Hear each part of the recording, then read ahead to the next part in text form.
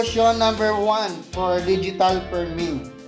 Parang nag-reband ka lang, apply mo lang yan, parang reband lang din talaga. Dire-diretso lang. Ganyan. Huwag mo lang isagad sa anit. Section by section, tuloy-tuloy lang hanggang sa matapos yung application. Kaso nga lang dito, hindi katulad sa reband, nababaran talaga ng mga 1 hour. Dito, lalo na sa ganitong klaseng buhok na colored, siguro mga 30 minutes, pinakamatagal na yung 40 minutes luto na. Mamaya ipapakita natin paano i-test to.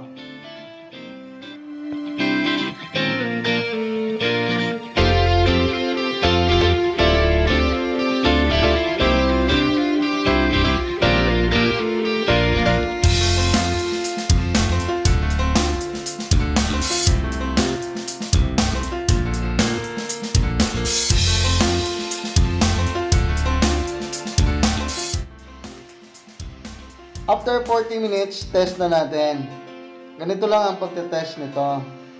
Uunatin mo siya, pagka bumabalik, hilaw pa. Pag ayaw nang bumalik, luto na. Ito, malapit na, luto na talaga siya. Ibubuhol mo, pagka hindi na nag-bounce o humihigpit na, katulad niyan, higpit na siya, yan, luto na yan. Try pa natin isa dito sa bandang sensitize here. Yan, pag inunat mo, pagka hindi na bumabalik, humahaba yung ear, ibig sabihin luto na. Digital firm. Pag ito yung ginamit natin sobrang malalaki, talagang halos walang wave, talagang parang letter S lang. So ito yung ginagamit sa S reband. Ito yung sumunod. So parang S lang din. So ang gagamitin natin, itong maliliit na curler, yung digital firm. Kasi sa maliliit, maluwag ang kulot ng digital firm. Kaya ito, saktong-sakto, ang laki ng alo niya. Kahit ganito ka sa kaliit, pero ang alo niya pag natapos malalaki. Okay?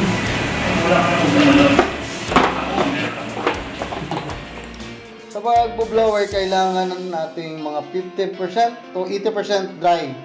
Hindi pwedeng 100% dry. Kailangan may moisture pa rin sa bandang dulo. Kasi mainit yung curler.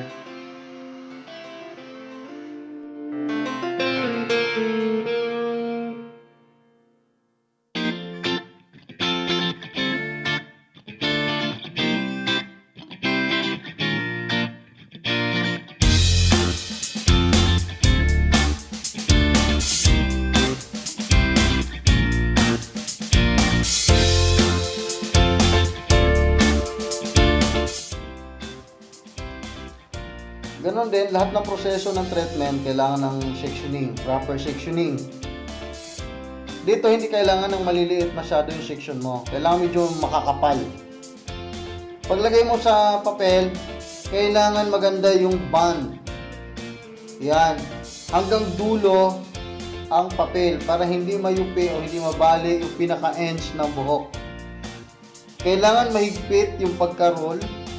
Malinis, mahigpit.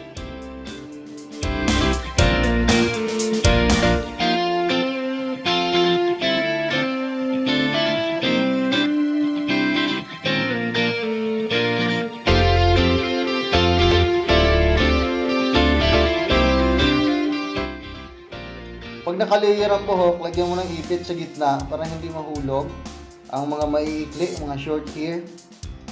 Ganon din, the same procedure. Ikot mo lang, mahigpit, tapos tanggalin mo yung ipit. Yung papel, hindi mo na kailangan tanggalin. Ikot mo na rin. Sa mga ganitong sectioning, sa ilalim, maliit na curler. Sa bandang gitna, yung medyo makapal. Yan, medyo malaki, medyo mataba ng konti. Sa pinaka-top naman, yung mas mataba. Para mas maganda yung curl niya at mas malalaki yung wave. Ito naman dito sa ilalim, kaya maliliit ang ginamit para magbigay ng volume.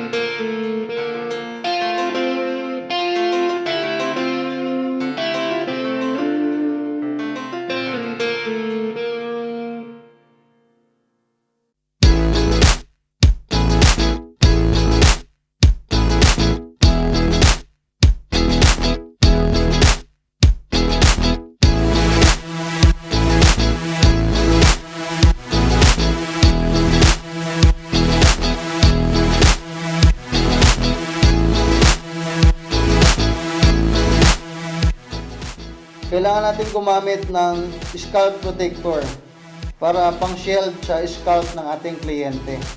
Mainit ang curler sobra. Yan.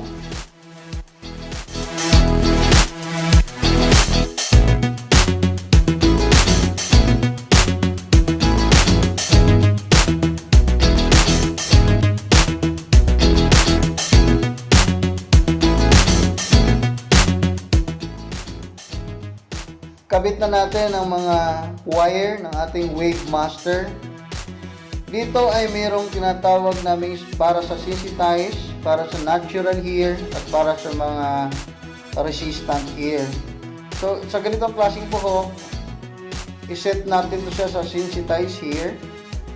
Set lang natin ng mga 30 minutes. May timer naman to. 30 minutes lang.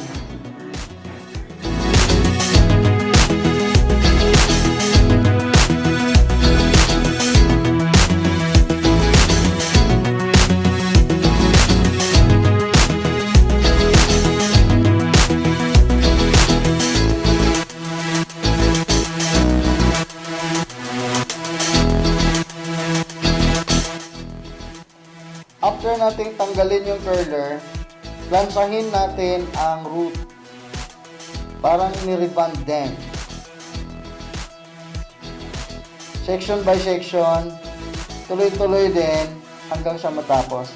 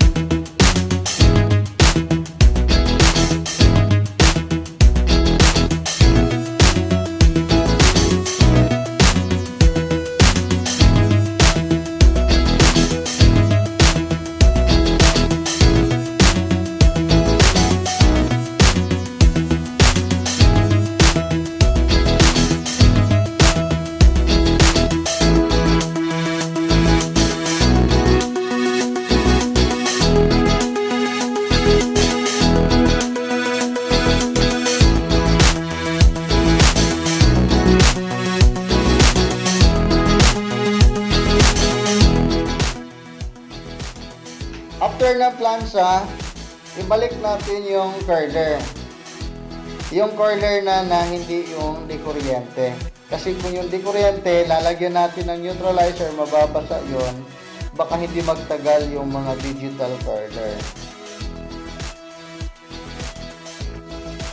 This number 2, liquid neutralizer. Ito ay product pa rin ng L'Oreal. Yan. Number 1 and number 2. Parang redundant talaga. Kaso liquid nga lang yung neutra.